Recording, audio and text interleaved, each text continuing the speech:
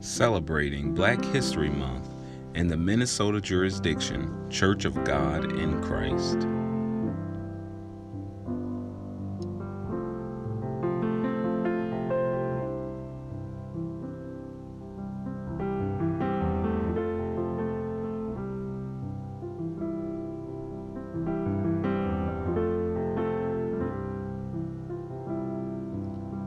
Robert Kennedy said, "There are people in every time and every land who wants to stop history in its tracks.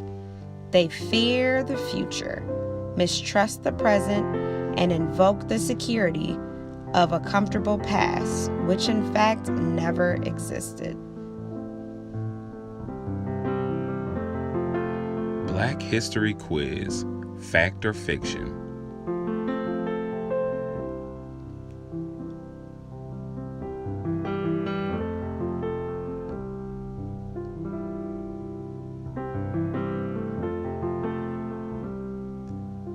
True or false? The first arrival to America were as slaves. The correct answer is false.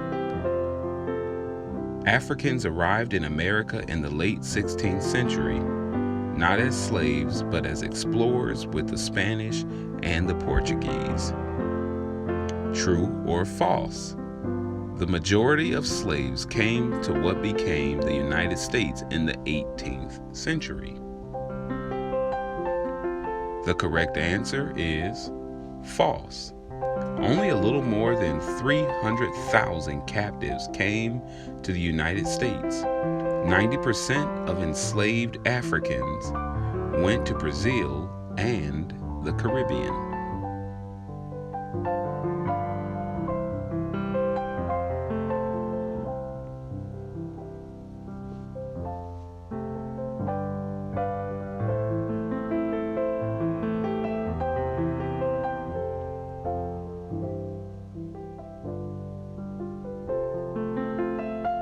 True or false?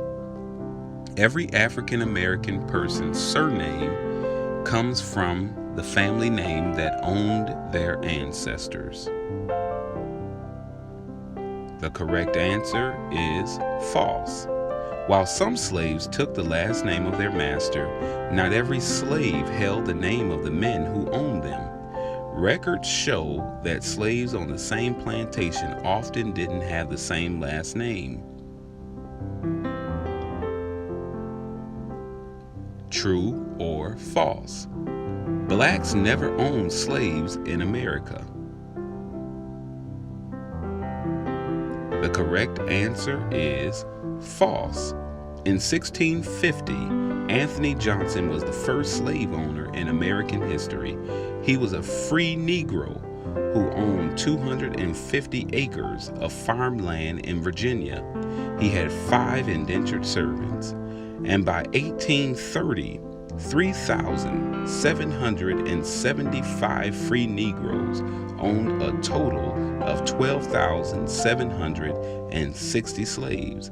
And by 1860, William Ellison, who lived in South Carolina, was a wealthy black plantation owner and cotton gin manufacturer. He owned 63 black slaves. True or false? Freedom or slavery?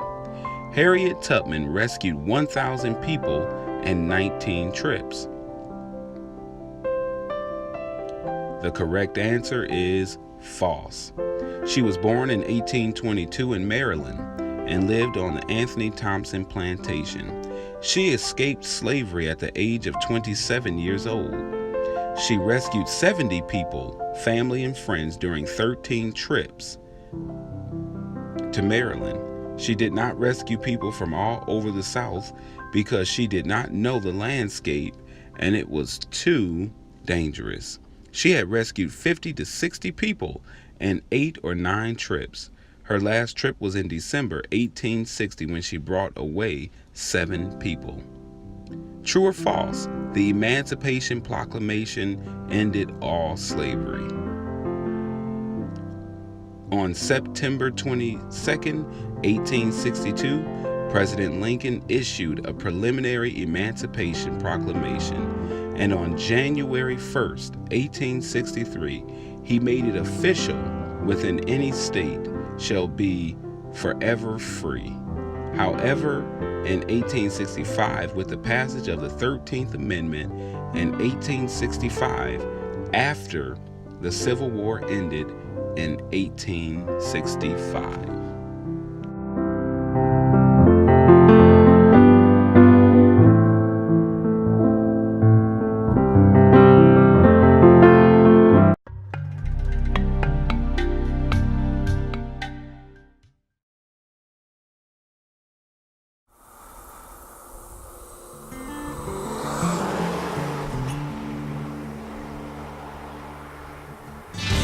You're in the Mississippi Delta. This is just perfect, good, rich Delta land. I'm looking to see how the cotton is fruiting up. It should be fruiting up real good now. And I'm also looking to see if insects is on the cotton, which I don't see it. Edmund Clark is still farming family-owned land he first plowed with a mule as a boy. It would take us like 3 days to plow this 35 acres with a mule. And now I'm farming better than 700 acres. In the early 1960s, the Clark family lived and farmed in a place where white supremacy ruled. There was a cross that was burnt in front of my house. There were 2 crosses burnt right up the road here. The Clarks dared to challenge the most racially repressive state in America. They joined the movement, risking their land and their lives.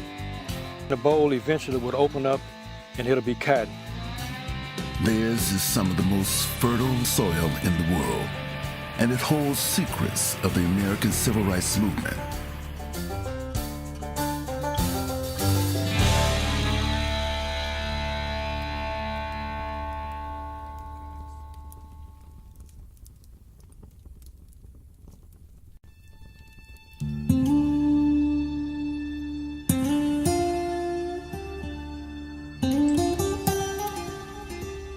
In Mississippi, political power had long been tied to control of the land.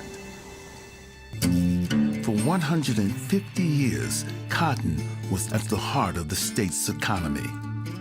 And while producing great wealth for the plantation owners, those who worked the fields were denied education and mired in America's worst poverty. Racial segregation laws in place since the late 19th century imposed an apartheid system in the American South. Access to land was also restricted. The good land agriculturally was kept by the white people. The blacks were able to buy only the poor land. Against the odds, blacks gained title to over 1 million acres of land in Mississippi. It was a very small part of the state as a whole, but a very big part of several counties. But in the early 60s, blacks were still denied the right to vote. The time for change had arrived, whatever the cost. It would be nerve-wracking. They would drive upside and start shooting at your car. I was getting the roadblocks and gun threats. They threw a dynamite in a car and blew it up. Boom. Efforts to achieve equal rights and end segregation met with arrests, beatings, even murder. My brother and his companions didn't come back to the city, and they didn't call. One of the most notorious murders in American history occurred at the outset of the most ambitious civil rights campaign Mississippi had ever seen. The Freedom Summer Project of 1964 brought hundreds of volunteers, both black and white, from across the country to take part in a massive voter registration campaign and dare to challenge laws and customs of the state.